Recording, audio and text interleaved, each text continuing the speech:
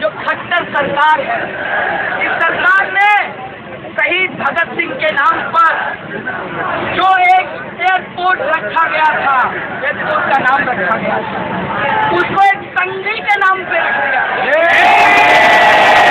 कहने का मतलब यह है कि हमको देशभक्ति का सर्टिफिकेट आरएसएस से नहीं चाहिए।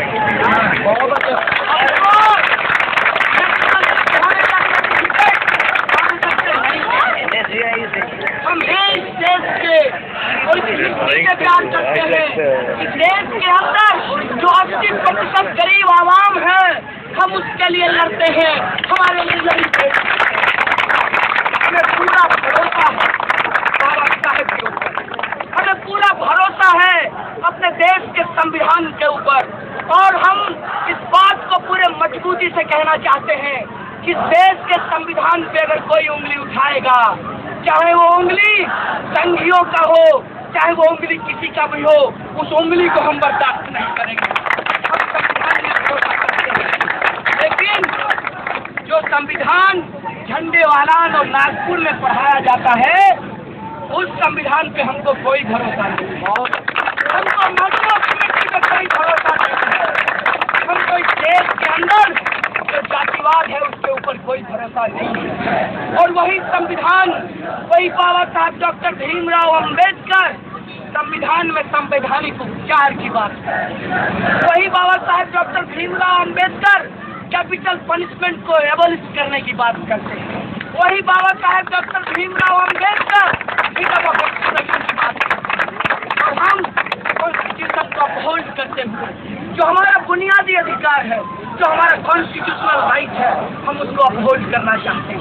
लेकिन ये बड़े शर्म की बात है, ये बड़े दुख की बात है कि आज एबीवीपी अपने मीडिया सहयोगियों से पूरे मामले को ऑर्केस्ट्रेटेड कर रहा है, पूरे मामले को डाइल्यूट कर रहा है। कल एबीवीपी के ज्वाइंट सेक्रेटरी ने कहा कि हम फेलोशिप के लिए लड़ते हैं। कितना रेडिकुलस लगता है सुन करके। इनकी सरकार मैडम मनुस्मृति ईरानी फेलोशिप को खत्म करती है,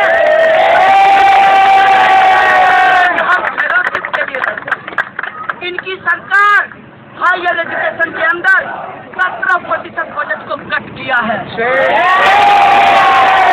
उससे हमारा हॉस्टल पिछले 4 सालों में नहीं मिला, उससे हमको वाईफाई आज तक नहीं मिला, और एक बस दिया भेल ने तो उसमें तेल डालने के लिए प्रशासन के पास के लोग रोलर के सामने जाकर देवानंद की तरह तस्वीर खिंचाकर कहते हैं कि हम हॉस्टल बनवा रहे हैं, हम वाईफाई करवा रहे हैं, हम फेलोशिप पढ़वा रहे हैं। इनकी पोल पट्टी खुल जाएगी साथियों अगर इस देश में बुनियादी सवाल पे चर्चा होगा। हम मुझे सच है खोले के बुनियादी सवाल पे चर्चा करते हैं, हम बुनियादी सवाल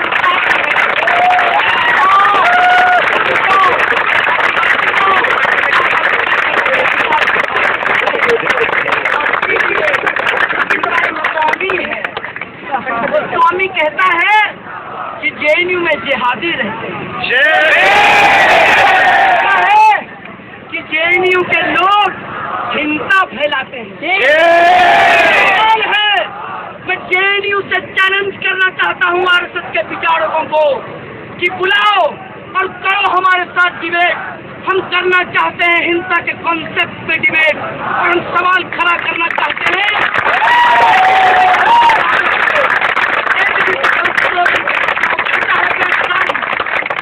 खून से तिलक करेंगे, गोलियों से आरती। किसका खून बहाना चाहते हो इस मुल्क में तुम?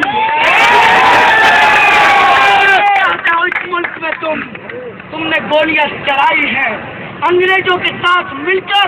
इस देश की आजादी के लिए लड़ने वाले लोगों के ऊपर गोलियां चलाई हैं। इस मुल्क के अंदर गरीबी जो अपने रोटी की बात करता है, जब भूखमरी से लोग मर रहे अपने हक की बात करते हैं, तुम उन पे गोली चलाते हो। गोली चलाया है इस मुल्क में मुसलमानों के ऊपर, तुमने गोली चलाया है इस मुल्क में महिलाएं जो अपने अधिकार की बात करती है तो तुम कहते हो कि पांचों उंगली बराबर नहीं हो सकता। महिलाओं को सीता की तरह रहना चाहिए और सीता की तरह अग्नि परीक्षा देना चाहिए। जिस देश में लोकतंत्र है और यह लोकतंत्र सबको बराबरी का हक देता है, चाहे वो विद्यार्थी हो, चाहे वो कर्मचारी हो, चाहे वो गरीब हो, मजदूर हो, किसान हो या अंबानी या अदानी हो, सबके हक की बराबरी की बात करता है। उसमें महिलाओं के हक की जब हम बराबरी की बात करते हैं तो ये कहते हैं कि आप भारतीय संस्कृति को बर्बाद करना चाहते हैं। हम बर्बाद करना चाहते हैं शोषण की संस्कृति को, जातिवाद की संस्कृति को, अनुवाद की संस्कृति को। हमारी संस्कृति की परिभाषा तय नहीं। इनको दिक्कत कहाँ आता है?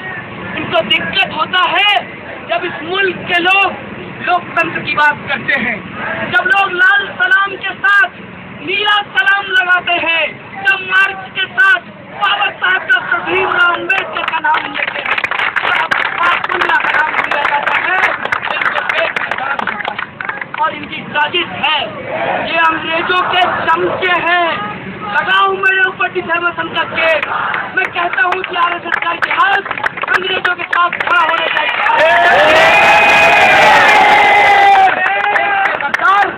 आज देशभक्ति का सर्टिफिकेट मांगते हैं। मेरा मोबाइल चेक कीजिए साथियों, मेरी माँ और बहन को भक्ति गालियाँ दी जा रही है। भारत माता की बात करते हो, अगर तुम्हारी भारत माता में मेरी माँ शामिल नहीं है, मुझे मंजूर नहीं है यह भारत माता का कंसेप्ट।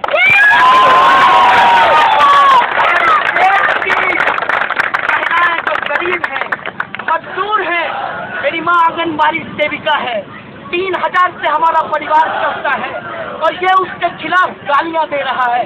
मुझे शर्म है इस देश के अंदर जो गरीब मजदूर दलित किसान हैं, उनकी माताएं भारत माता नहीं है। मैं कहूँगा जय भारत के माताओं की जय, पिताओं की जय, माताओं बहनों की जय, किसानों मजदूरों गरीबों आदिवासियों की जय। मैं कहूँगा में हिम्मत है तो बोलो इनकलाब जिंदाबाद, बोलो भगत सिंह जिंदाबाद, बोलो सुखदेव जिंदाबाद, बोलो अब्बास खान जिंदाबाद, बोलो बाबा साहब जिंदाबाद। तब हमारे देश में होगा। और तुम बाबा साहेब का 125वीं जयंती मनाने का नाटक कर रहे हो। है तुम में हिम्मत तो सवाल उठाओ, जिसको सवाल बाबा साहब डॉक्टर भीमराव अम्बेडकर ने उठाया कि देश के अंदर जातिवाद सबसे बड़ी समस्या है। बोलो जातिवाद के ऊपर सरकार लाओ रिजर्वेशन, प्राइवेट सेक्टर में रिजर्वेशन लाओ, तमाम से रिजर्वेशन को लागू करो। हमारा सवाल है, तब मानेंगे कि तुम मीडिया चलाएगा नहीं है। और कभी नहीं हो सकता। कोई देश अगर बनता है वहाँ के लोगों से बनता है। अगर देश की अवधारणा में लोगों के लिए जगह नहीं है, गरीब मजदूरों के लिए जगह नहीं है और देश नहीं है।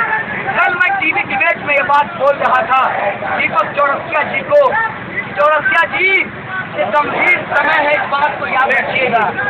अगर मुल्क में फांसीवाद जिस तरीके से आ रहा है, मीडिया भी सुरक्षित नहीं रहने वाली है।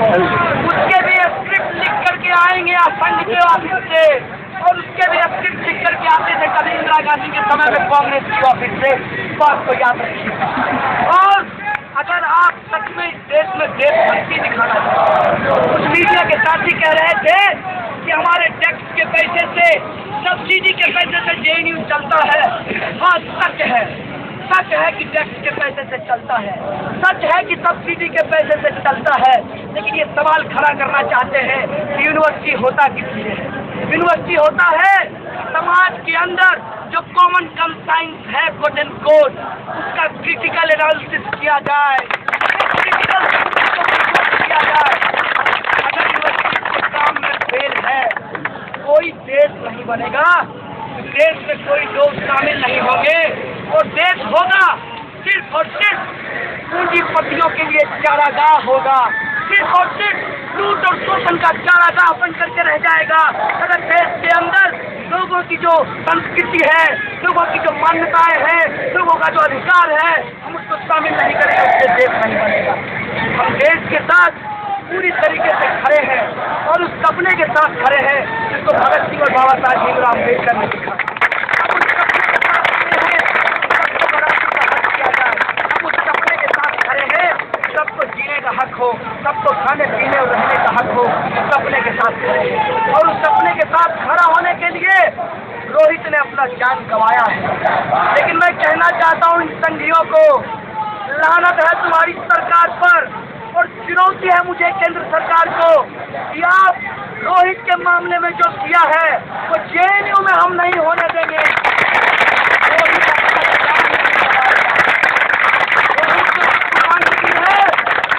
कुर्बानी को हम याद रखेंगे। हम फ्रीडम ऑफ एक्सप्रेशन के पक्ष में खड़े होंगे और छोड़ दो पाकिस्तान की बात और बांग्लादेश की बात। हम कहते हैं कि दुनिया के गरीबों एक हो, दुनिया के मजदूरों एक हो, दुनिया की मानवता जिंदाबाद, मानवता जिंदाबाद। जो इस मानवता के खिलाफ खड़ा है हम उसको आज आइडेंटिफाई कर चुके हैं। आज यही हमसे तुम्हारे सामने सबसे गंभीर सवाल है कि उस आइडेंटिफिकेशन को हमको बना के रखना है। वो जो चेहरा है जातिवाद का, वो जो चेहरा है मनुवाद का, वो जो चेहरा है ब्राह्मणवाद और पूंजीवाद के गठजोड़ का, उस चेहरे को हमको एक्सपोज करना है और सचमुच का लोकतंत्र, सचमुच की आजादी, सबकी आजादी देश में हमको स्थापित करनी है। और वो आजादी आएगी, संविधान से आएगी, पार्लियामेंट से आएगी, लोकतंत्र से आएगी और संसद से आएगी, ये हम कहना चाहते हैं। और इसीलिए आप तमाम साथियों से अपील है, तमाम तरीके का डिफरेंसेस रखते हुए जो हमारा फ्रीडम ऑफ एक्सप्रेशन है, जो हमारा कॉन्स्टिट्यूशन है, जो हमारा मुल्क है, उसकी एकता के लिए हम लोग एकजुट रहेंगे, एक मुश्त रहेंगे। और ये जो देश तोड़ने वाली ताकतें हैं, आतंकियों को पनाह देने वाले जो लोग हैं, एक सवाल, अंतिम सवाल पूछते हुए मैं इस बात को खत्म करूंगा कि कौन है कसाब, कौन है अफजल गुरु, कौन है ये लोग जो आज इस स्थिति में है कि अपने शरीर में बम बांधकर हत्या करने को तैयार है। अगर यह सवाल यूनिवर्सिटी में नहीं उठेगा, मुझे नहीं लगता कि यूनिवर्सिटी होने का कोई मतलब है।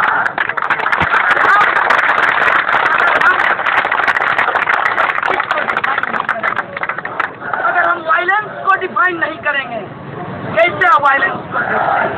वायलेंस सिर्फ यही नहीं होता है कि हम बंदूक लेकर किसी को मार दें। वायलेंस यह भी होता है कि संविधान में जो दलितों को अधिकार दिया गया है, वो अधिकार जेएनयू प्रशासन देने से मना करता है। क्या इंस्टीट्यूशनल वायलेंस है? जस्टिस की बात करते हैं, कौन तय करेगा कि जस्टिस क्या है? जब ब्राह्मणवादी व्यवस्था थी तो दलितों को मंदिर में नहीं घुसने देते थे, यही जस्टिस।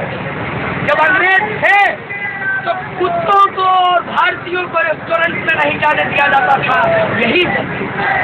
इस जस्टिस को हमने चैलेंज किया और हम आज भी एबीवीपी और आरएसएस के जस्टिस को चैलेंज करते हैं।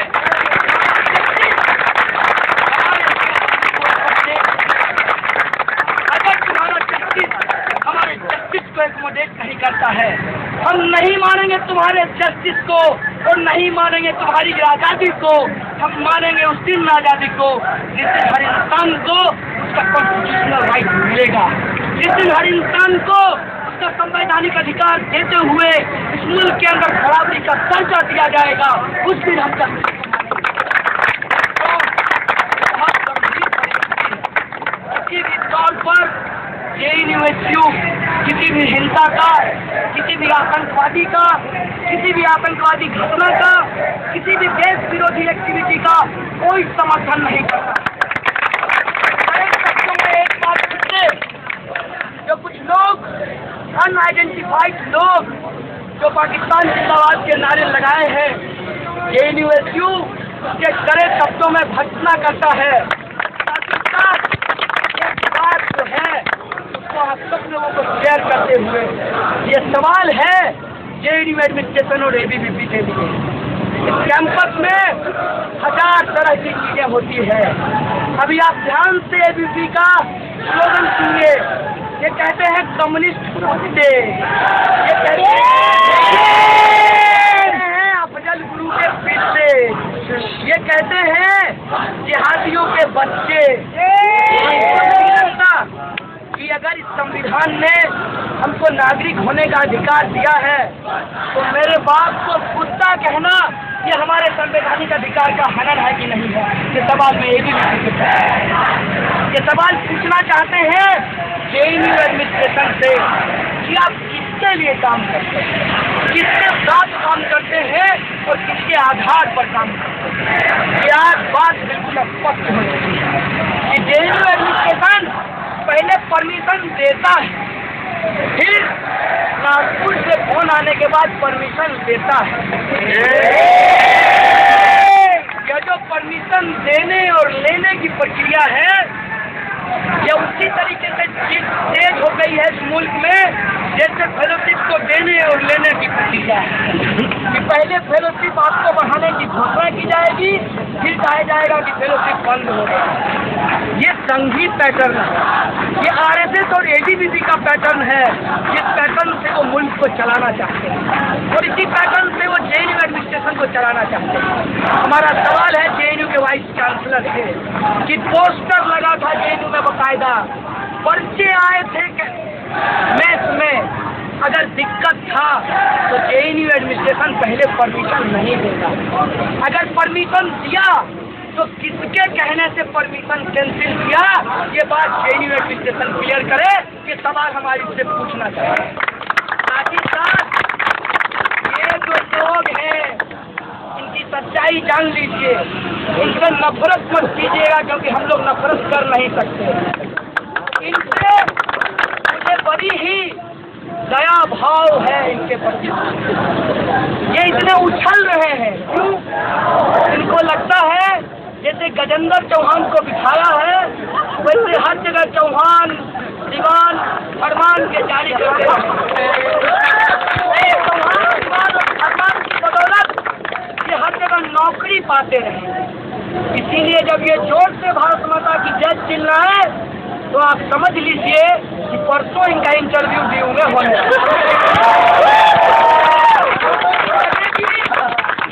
नौकरी लगेगी, देशभक्ति पीछे नौकरी लगेगी, भारत माता का कोई ख्याल नहीं, नौकरी लगेगी, तिरंगा को तो इन्होंने कभी माना ही नहीं, भगवा झंडा भी नहीं सवाल करना चाहता हूँ कि कैसी देशभक्ति अगर एक मालिक अपने नौकर से सही बर्ताव नहीं करता, अगर किसान अपने मजदूर से सही बर्ताव नहीं करता, अगर पूंजीपति अपने एम्प्लॉयमेंट से सही बर्ताव नहीं करता, और ये जो अलग अलग चैनल के लोग हैं जो पत्रकार काम करते हैं 15-15 हज़ार रुपए में, इनके जो सीईओ है वो इनसे ठीक से बर्ताव नहीं करते।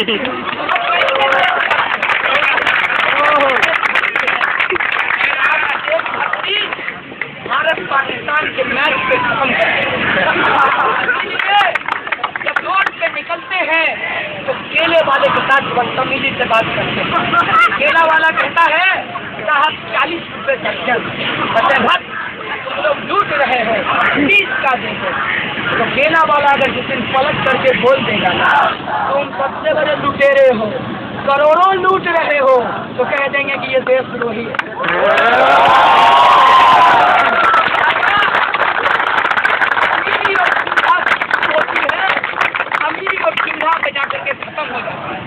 मैं बहुत सारे एबीवीपी के दोस्तों को जानता हूँ, मैं उससे पूछता हूँ सच में तुम्हारे अंदर जैसे भक्ति की भावना पनपती है? वो कहता है भैया क्या करें, 5 साल की सरकार है, 2 साल खत्म हो गया है, 3 साल का टॉक टाइम बचा है, तो करना है इसमें कर डालना।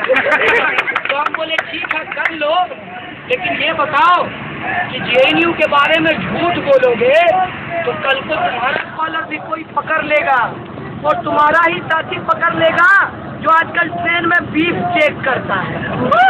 पकड़ करके तुमको लिंचिंग करेगा और कहेगा कि तुम जो हो देशभक्त नहीं हो क्योंकि तुम जेनुआइट हो। इसका खतरा समझते हो? बोला इसका तो समझते हैं भैया, इसीलिए हम लोग JNU शटडाउन का जो हैशटैग है उसका विरोध कर रहे हैं। हमने कहा बहुत बढ़िया है भाई साहब, पहले JNU हैशटैग के लिए माहौल बनाओ, फिर उसका विरोध करो, क्योंकि रहना तो JNU में ही है। इसीलिए मैं आप तमाम JNU के लोगों से कहना चाहता हूँ कि अभी चुनाव होगा मार्च में और ABP के लोग ओम का झंडा लगाकर आपके पास आएंगे तो उनसे पूछिएगा कि हम देशद्रोही हैं, हम जिहादी आतंकवादी हैं, हमारा वोट लेकर के तुम भी देशद्रोही हो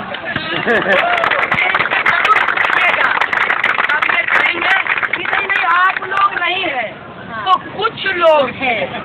हम कहेंगे कि वो कुछ लोग थे, ये बात तो तुमने मीडिया में नहीं कही, तुम्हारा वाइस चांसलर नहीं बोला और तुम्हारा रजिस्ट्रार भी नहीं बोल रहा है, और वो कुछ लोग भी तो कह रहे हैं कि हम पाकिस्तान जिंदाबाद नहीं लगाए, वो कुछ लोग भी तो कह रहे हैं कि हम आतंकवाद के पक्ष में नहीं है, वो कुछ लोग भी तो कह रहे हैं कि हमारा परमिशन देकर के परमिशन कैंसिल कर दिया, ये हमारे डेमोक्रेटिक राइट के ऊपर अटैक है।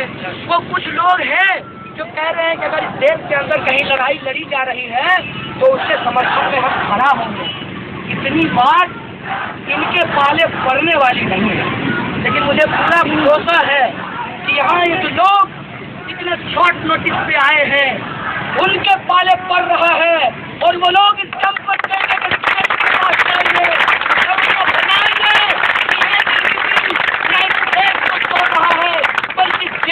तोड़ रहा है।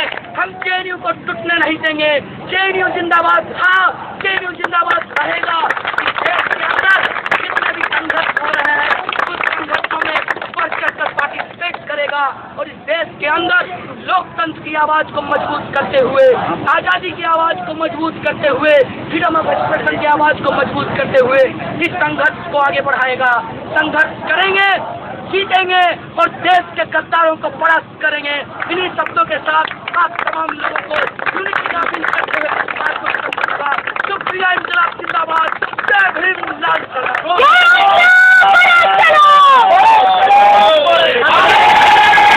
कराने वाले लोग हैं, वो सावरकर के चेले हैं जिन्होंने अंग्रेजों से माफी मांगी।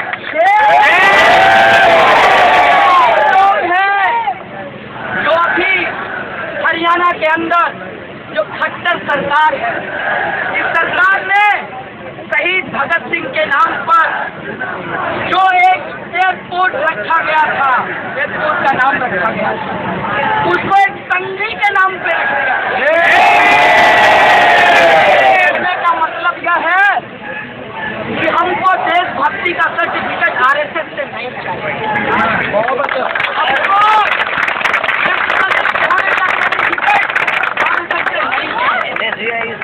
हम इस देश के और इस प्यार करते हैं। इस देश के अंदर जो 80% गरीब आवाम है, हम उसके लिए लड़ते हैं, हमारे लिए लड़ते हैं। हमें पूरा भरोसा है बाबा साहब के ऊपर, हमें पूरा भरोसा है अपने देश के संविधान के ऊपर, और हम इस बात को पूरे मजबूती से कहना चाहते हैं कि देश के संविधान पे अगर कोई उंगली उठाएगा, चाहे वो उंगली संघियों का हो, चाहे वो उंगली किसी का भी हो, उस उंगली को हम बर्दाश्त नहीं करेंगे। हम संविधान में भरोसा करते हैं, लेकिन जो संविधान झंडेवालान और नागपुर में पढ़ाया जाता है उस संविधान पे हमको कोई भरोसा नहीं है। हमको मनमोहन कमेटी पे कोई भरोसा नहीं है। हमको इस देश के अंदर जो जातिवाद है उसके ऊपर कोई भरोसा नहीं है। और वही संविधान, वही बाबा साहब डॉक्टर भीमराव अम्बेडकर संविधान में संवैधानिक उपचार की बात है। वही बाबा साहब doctor Bhimrao Ambedkar capital punishment को एबॉलिश करने की बात करते हैं। वही बाबा साहब doctor Bhimrao Ambedkar freedom of expression की बात करते हैं। और हम कॉन्स्टिट्यूशन को अपहोल्ड करते हुए जो हमारा बुनियादी अधिकार है जो हमारा कॉन्स्टिट्यूशनल राइट है, हम उसको अपहोल्ड करना चाहते हैं। लेकिन ये बड़े शर्म की बात है, ये बड़े दुख की बात है कि आज एबीवीपी अपने मीडिया सहयोगियों से पूरे मामले को ऑर्केस्ट्रेटेड कर रहा है, पूरे मामले को डाइल्यूट कर रहा है। कल एबीवीपी के ज्वाइंट सेक्रेटरी ने कहा कि हम फेलोशिप के लिए लड़ते हैं। कितना रेडिकुलस लगता है सुन करके। इनकी सरकार मैडम मनु स्मृति ईरानी फेलोशिप को खत्म करती है, हम फेलोशिप के लिए लड़ते हैं। इनकी सरकार हायर एजुकेशन के अंदर 17% बजट को कट किया है। उससे हमारा हॉस्टल पिछले 4 सालों में नहीं मिला, उससे हमको वाईफाई आज तक नहीं मिला, और एक बस दिया भेल ने तो उसमें तेल डालने के लिए प्रशासन के पास के लोग रोलर के सामने जाकर देवानंद की तरह तस्वीर खिंचाकर कहते हैं कि हम हॉस्टल बनवा रहे हैं, हम वाईफाई करवा रहे हैं, हम फेलोशिप पढ़वा रहे हैं। इनकी पोल पट्टी खुल जाएगी साथियों अगर इस देश में बुनियादी सवाल पे चर्चा होगा। और मुझे गर्व है होने पे बुनियादी सवाल पे चर्चा करते हैं, हम बुनियादी सवाल उठाते हैं।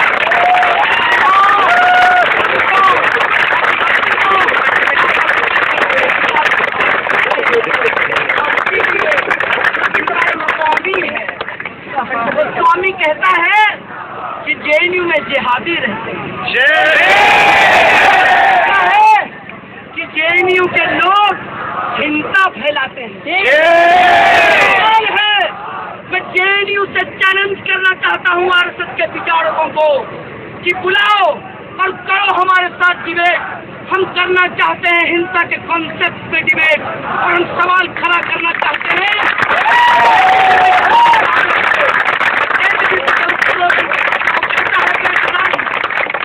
खून से तिलक करेंगे, गोलियों से आरती। किसका खून बहाना चाहते हो इस मुल्क में तुम? चाहते हो इस मुल्क में तुमने गोलियां चलाई हैं अंग्रेजों के साथ मिलकर। इस देश की आजादी के लिए लड़ने वाले लोगों के ऊपर गोलियां चलाई। इस मुल्क के अंदर गरीबी जो अपने रोटी की बात करता है, जब भूखमरी से लोग मर रहे अपने हक की बात करते हैं, तुम उन पे गोली चलाते हो। गोली चलाया है इस मुल्क में मुसलमानों के ऊपर, तुमने गोली चलाया है इस मुल्क में महिलाएं जो अपने अधिकार की बात करती है, तो तुम कहते हो कि 5 उंगली बराबर नहीं हो सकता। महिलाओं को सीता की तरह रहना चाहिए और सीता की तरह अग्नि परीक्षा देना चाहिए। किस देश में लोकतंत्र है और यह लोकतंत्र सबको बराबरी का हक देता है, चाहे वो विद्यार्थी हो, चाहे वो कर्मचारी हो, चाहे वो गरीब हो, मजदूर हो, किसान हो, या अंबानी या अदानी हो, सबके हक की बराबरी की बात करता है। उसमें महिलाओं के हक की जब बराबरी की बात करते हैं तो ये कहते हैं कि आप भारतीय संस्कृति को बर्बाद करना चाहते हैं।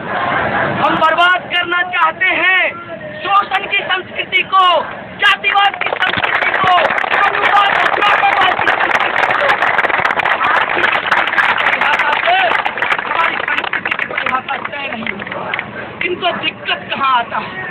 इनको दिक्कत होता है जब इस मुल्क के लोग लोकतंत्र की बात करते हैं, जब लोग लाल सलाम के साथ नीला सलाम लगाते हैं, जब मार्क्स के साथ बाबा साहब डॉक्टर भीमराव अम्बेडकर का नाम लेते हैं, का नाम लिया जाता है, इनको पेट में दर्द होता है। और इनकी साजिश है, ये अंग्रेजों के चमचे हैं। लगाओ मेरे ऊपर डिफेमेशन का केस। मैं कहता हूँ कि आरएसएस का इतिहास अंग्रेजों के साथ खड़ा होने चाहिए।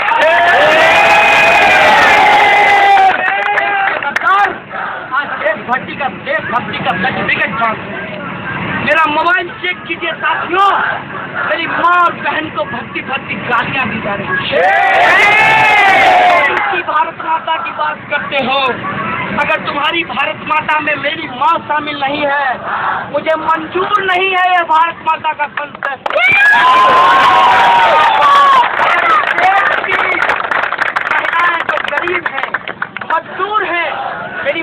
आंगनबाड़ी सेविका है, 3000 से हमारा परिवार चलता है, और ये उसके खिलाफ गालियां दे रहा है। मुझे शर्म है इस देश के अंदर जो गरीब मजदूर दलित किसान है, उनकी माताएं भारत माता नहीं है। मैं कहूँगा जय भारत के माताओं की जय, पिताओं की जय, माताओं बहनों की जय, किसानों मजदूरों दलितों आदिवासियों की जय। मैं कहूँगा में हिम्मत है तो बोलो इंकलाब जिंदाबाद, बोलो भगत सिंह जिंदाबाद, बोलो सुखदेव जिंदाबाद, बोलो अब्बास खान जिंदाबाद, बोलो बाबा साहब जिंदाबाद। तब हमारे और तुम बाबा साहेब का 125वीं जयंती मनाने का नाटक कर रहे हो। है तुम में हिम्मत तो सवाल उठाओ, जिसको सवाल बाबा साहब डॉक्टर भीमराव अम्बेडकर ने उठाया कि देश के अंदर जातिवाद सबसे बड़ी समस्या है। बोलो जातिवाद के ऊपर सरकार लाओ, रिजर्वेशन, प्राइवेट सेक्टर में रिजर्वेशन लाओ, तमाम जगह रिजर्वेशन को लागू करो। हमारा सवाल है, सब मानेंगे कि तुम मीडिया चलाएगा नहीं है। और कभी नहीं हो सकता। कोई देश अगर बनता है वहाँ के लोगों से बनता है। अगर देश की अवधारणा में लोगों के लिए जगह नहीं है, गरीब मजदूरों के लिए जगह नहीं है, और देश नहीं। कल मैं टीवी डिबेट में ये बात बोल रहा था चौरसिया जी, ये गंभीर समय है, इस बात को याद रखिएगा। अगर मुल्क में फांसीवाद जिस तरीके से आ रहा है, मीडिया भी सुरक्षित नहीं रहने वाली है। उसके भी स्क्रिप्ट लिख करके आएंगे संघ के ऑफिस से, और उसके भी स्क्रिप्ट लिख करके आते थे कभी इंदिरा गांधी के समय में कांग्रेस की ऑफिस से। बात को याद रखिएगा। और अगर आप सच में इस देश में देशभक्ति दिखाना चाहते, उस मीडिया के साथी कह रहे थे कि हमारे टैक्स के पैसे से, सब्सिडी के पैसे से JNU चलता है। हाँ, सच है कि टैक्स के पैसे से चलता है, सच है कि सब्सिडी के पैसे से चलता है। लेकिन ये सवाल खड़ा करना चाहते हैं कि यूनिवर्सिटी होता किस लिए है? यूनिवर्सिटी होता है समाज के अंदर जो कॉमन कंसाइंस है, कोट एंड कोट, उसका क्रिटिकल एनालिसिस किया जाए, अगर यूनिवर्सिटी के काम में फेल है, कोई देश नहीं बनेगा, देश में कोई लोग शामिल नहीं होंगे, और देश होगा सिर्फ और सिर्फ पूंजीपतियों के लिए चारागाह होगा, सिर्फ और सिर्फ लूट और शोषण का चारागाह बन करके रह जाएगा। अगर देश के अंदर लोगों की जो संस्कृति है, लोगों की जो मान्यताएं हैं, लोगों का जो अधिकार है, हम उसको शामिल नहीं करेंगे, उससे देश नहीं बनेगा। हम देश के साथ पूरी तरीके से खड़े हैं, और उस सपने के साथ खड़े हैं जिसको भगत सिंह और बाबा साहब भीमराव अम्बेडकर ने लिखा। हम उस सपने के साथ खड़े हैं, सबको जीने का हक हो, सबको खाने पीने और रहने का हक हो, सपने के साथ खड़े हैं। और उस सपने के साथ खड़ा होने के लिए रोहित ने अपना जान गंवाया है। लेकिन मैं कहना चाहता हूँ इन संघियों को, लानत है तुम्हारी सरकार पर, और चुनौती है मुझे केंद्र सरकार को कि आप रोहित के मामले में जो किया है वो JNU में हम नहीं होने देंगे।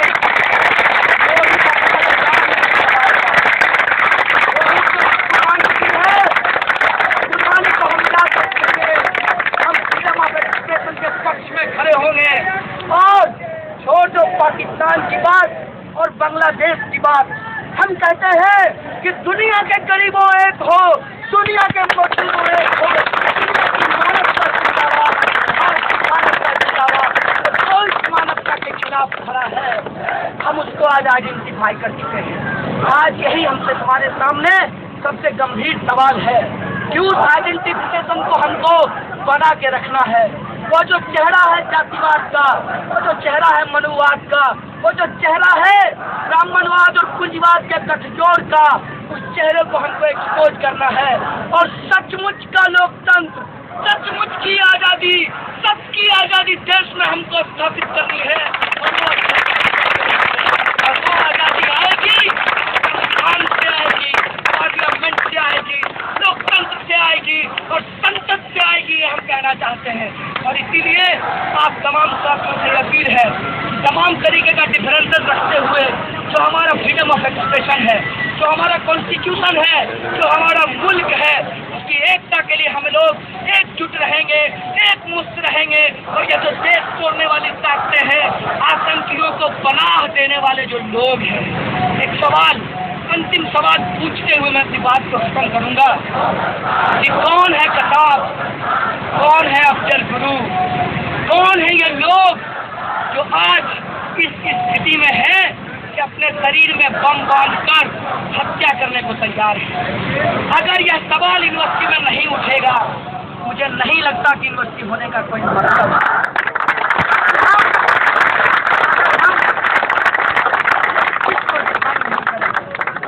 अगर हम वायलेंस को डिफाइन नहीं करेंगे, कैसे वायलेंस को देखते हैं? वायलेंस सिर्फ यही नहीं होता है कि हम बंदूक लेकर किसी को मार दें। वायलेंस यह भी होता है कि संविधान में जो दलितों को अधिकार दिया गया है, वो अधिकार जेएनयू प्रशासन देने से मना करता है। क्या इंस्टीट्यूशनल वायलेंस है? जस्टिस की बात करते हैं, कौन तय करेगा कि जस्टिस क्या है? जब ब्राह्मणवादी व्यवस्था थी तो दलितों को मंदिर में नहीं घुसने देते थे, यही जब अंग्रेज थे तो कुत्तों को और भारतीयों को रेस्टोरेंट में नहीं जाने दिया जाता था, यही जस्टिस। इस जस्टिस को हमने चैलेंज किया और हम आज भी एबीवीपी और आरएसएस के जस्टिस को चैलेंज करते हैं।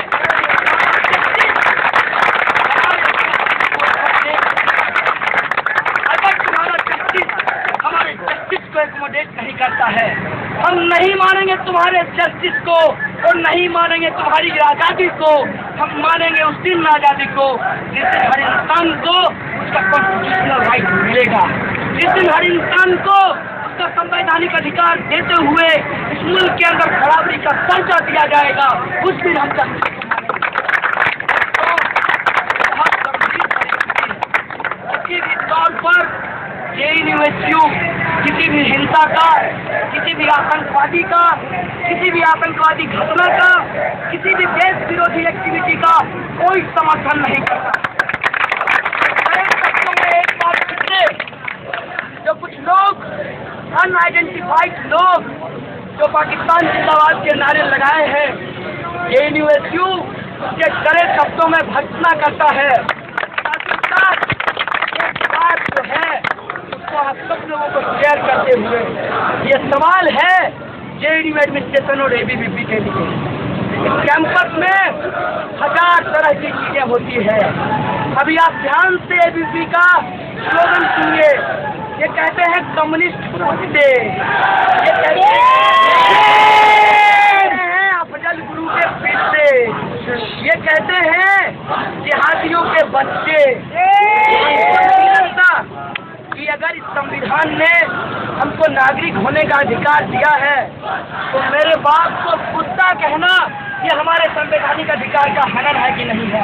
ये सवाल मैं एबीवीपी से ये सवाल पूछना चाहते हैं जेएनयू एडमिनिस्ट्रेशन से कि आप किसके लिए काम करते हैं, किसके साथ काम करते हैं और किसके आधार पर काम करते हैं? ये आज बात बिल्कुल स्पष्ट हो चुकी है कि जेएनयू एडमिनिस्ट्रेशन पहले परमिशन देता है, फिर नागपुर से फोन आने के बाद परमिशन देता है।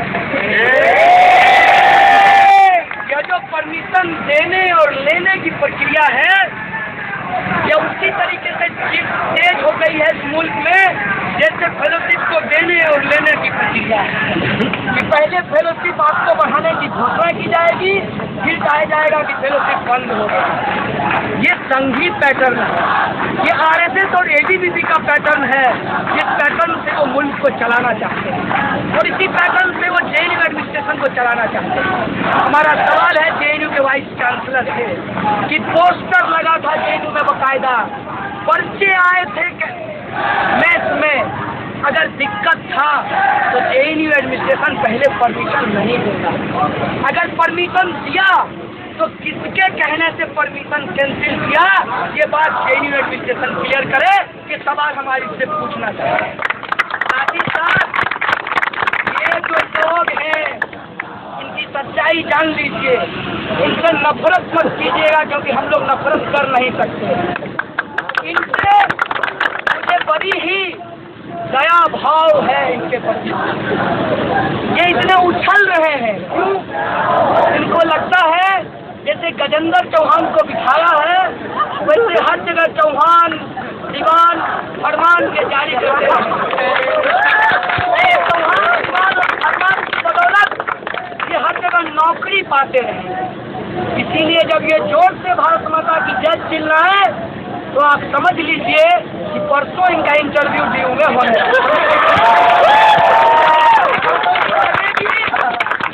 नौकरी लगेगी, देशभक्ति पीछे नौकरी लगेगी, भारत माता का कोई ख्याल नहीं। नौकरी लगेगी, तिरंगा को तो इन्होंने कभी माना ही नहीं, भगवा झंडा भी नहीं। देशभक्ति अगर एक मालिक अपने नौकर से सही बर्ताव नहीं करता, अगर किसान अपने मजदूर से सही बर्ताव नहीं करता, अगर पूंजीपति अपने एम्प्लॉयमेंट से सही बर्ताव नहीं करता, और ये जो अलग अलग चैनल के लोग हैं जो पत्रकार काम करते हैं 15-15 हजार रुपए में, इनके जो CEO है वो इनसे ठीक से बर्ताव नहीं करते।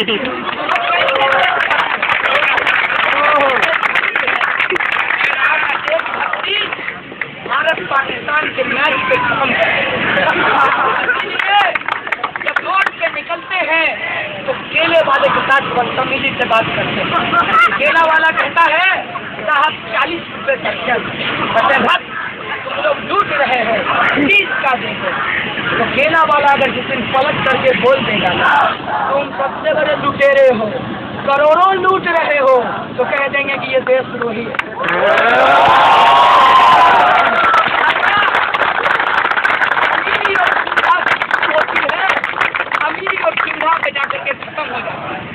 मैं बहुत सारे ABP के दोस्तों को जानता हूँ, मैं उससे पूछता हूँ कि सच में तुम्हारे अंदर देशभक्ति की भावना पनपती है?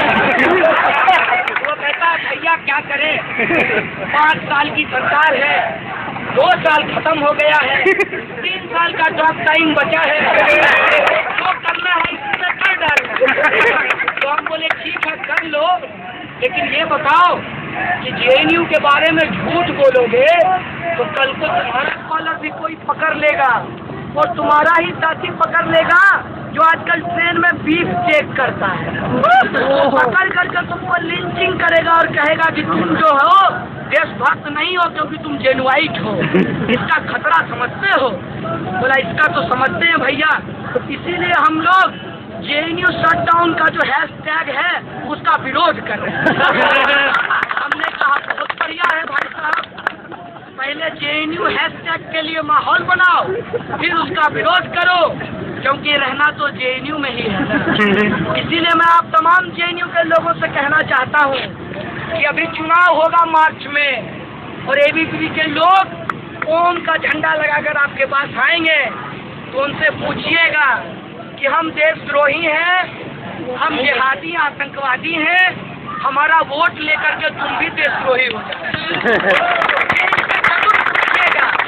तब ये कहेंगे कि नहीं आप लोग नहीं हैं, वो कुछ लोग हैं। तो हम कहेंगे कि वो कुछ लोग थे, ये बात तो तुमने मीडिया में नहीं कही, तुम्हारा वाइस चांसलर नहीं बोला और तुम्हारा रजिस्ट्रार भी नहीं बोल रहा है, और वो कुछ लोग भी तो कह रहे हैं कि हम पाकिस्तान जिंदाबाद नहीं लगाए, वो कुछ लोग भी तो कह रहे हैं कि हम आतंकवाद के पक्ष में नहीं है, वो कुछ लोग भी तो कह रहे हैं कि हमारा परमिशन देकर के परमिशन कैंसिल कर दिया, ये हमारे डेमोक्रेटिक राइट के ऊपर अटैक है। वो कुछ लोग हैं जो कह रहे हैं कि अगर इस देश के अंदर कहीं लड़ाई लड़ी जा रही है तो उसके समर्थन में हम खड़ा होंगे। इतनी बात इनके पाले पड़ने वाली नहीं है, लेकिन मुझे पूरा भरोसा है कि यहाँ ये जो लोग इतने शॉर्ट नोटिस पे आए हैं उनके पाले पड़ रहा है, और वो लोग इस दम पर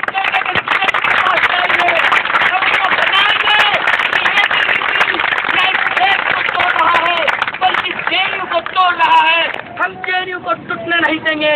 JNU जिंदाबाद था, JNU जिंदाबाद रहेगा। इस देश के अंदर जितने भी संघर्ष हो रहे हैं उस संघर्षों में बढ़ चढ़कर पार्टिसिपेट करेगा और इस देश के अंदर लोकतंत्र की आवाज को मजबूत करते हुए, आजादी की आवाज को मजबूत करते हुए, फ्रीडम ऑफ एक्सप्रेशन की आवाज को मजबूत करते हुए इस संघर्ष को आगे बढ़ाएगा। संघर्ष करेंगे, जीतेंगे और देश के गद्दारों को परास्त करेंगे। इन्हीं शब्दों के साथ आप तमाम लोगों को यूनिटी का दिन करते हुए इस बात को शुक्रिया। इंकलाब जिंदाबाद, जय भीम, लाल सलाम।